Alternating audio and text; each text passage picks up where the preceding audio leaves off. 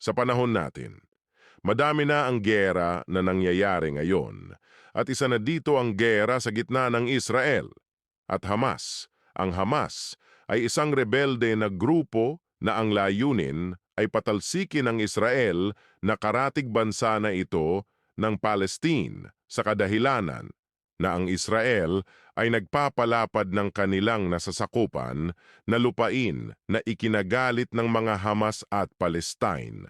Gayunman ang madugong giyera na ito ay nakakabahala nang dahil sa giyera na ito madaming civilian o ordinaryo na tao ang nadadamay sa kaguluhan na ito, subalit ang Israel ay naghahasik ng mga sandatahang lakas upang mapuksa ang rebeldeng grupo ng Hamas. Ang nakakabahala lang sa gagawin ng Israel ay madaming tao talaga ang madadamay sa kadahilanan na ang kampo ng Hamas ay nakapaloob sa mga tirahan ng civilian. Nais itong pinapanood ng buong nasyon sa mundo. Ang susunod na magkakaganapan naway ang giyera na ito ay masolusyonan ng maayos at hindi na sana dumami pa ang mga madedamay sa problemang ito.